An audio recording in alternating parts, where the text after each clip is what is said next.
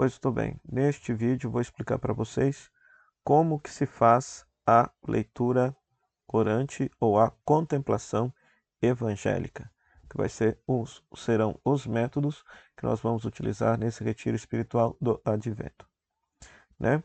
Então, a primeira coisa, né? Esse material vocês receberão, estará justamente aí na primeira parte do nosso retiro para que vocês possam baixar, né? E é bom a gente ter, então, essas ideias de Santo Inácio de Loyola, porque os exercícios espirituais estão inspirados nele, né? E a finalidade do exercício espiritual é afastar de nós tudo aquilo que está desordenado. Santo Inácio também defende que o que vale para Deus não é o muito saber ou sentir, mas é pequeninas doses, pequeninas coisas que a gente saboreia até a exaustão, né? E o principal no exercício espiritual é que você tem um contato íntimo com a palavra de Deus, que é a pessoa de Jesus. Mais importante do que a minha explicação é o seu momento de intimidade com Jesus, que ele, por meio do texto bíblico, haverá de se comunicar, haverá de tocar o seu coração, né? Então, todos os dias você deverá tirar meia hora para fazer esses exercícios e seja fiel a esse exercício. Seja de manhã ou seja de noite, você tem que escolher o melhor momento que você esteja disposta a rezar, e você vai ser fiel a essa meia hora todos os dias do Advento. E aí você vai se oferecer generosamente a Deus para que Deus possa te acompanhar nesse exercício. Então se coloque na presença de Deus, prepare um ambiente, coloque a Bíblia aberta, uma vela, uma música ambiente, uma música instrumental, ou seja, para dar a tonalidade de que aquele momento que você está vivendo é diferente.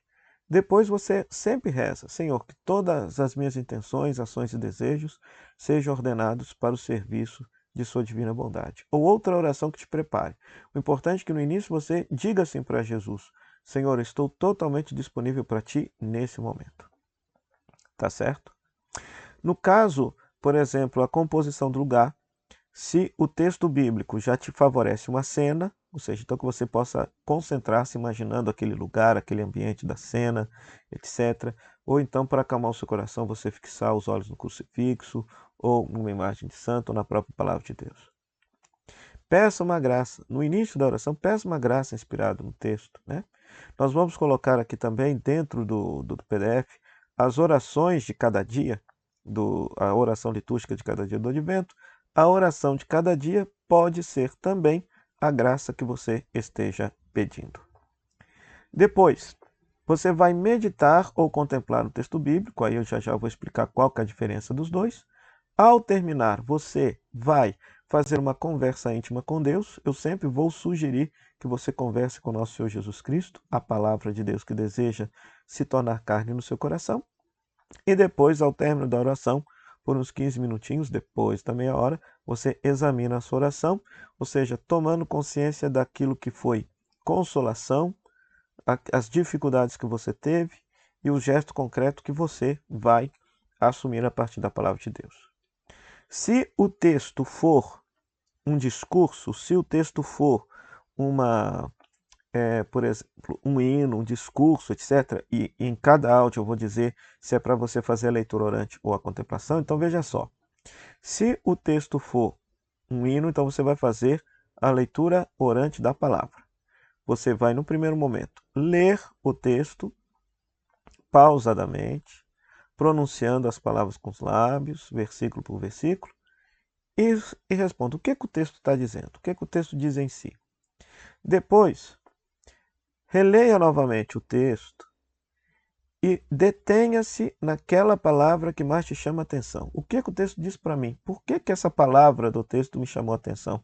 O que tem a ver com a minha vida? Depois, a partir dessa palavra que chamou a atenção, você conversa com Jesus. O que o texto me faz dizer a Jesus? Me faz dizer a Deus. E aí, para cada um, a palavra vai inspirar alguma coisa diferente. Para um, louvor, para outro, pedido de perdão, para outro, adoração, etc. Tá? Depois, fique alguns instantes em silêncio. É a contemplação. Saborear este momento com o Senhor. essa intimidade com Jesus. E depois, anote um gesto concreto. O que a palavra me faz viver? Então, um gesto concreto para que você possa praticar aquela palavra. E aí, você se despede com o Pai Nosso, Ave Maria, dizendo para Jesus, até breve, até o dia seguinte. Isso se for um texto, um discurso, um hino, etc. Repito mais uma vez que no início de cada áudio, eu vou dizer o que é para você fazer, se é a leitura orante ou a contemplação evangélica.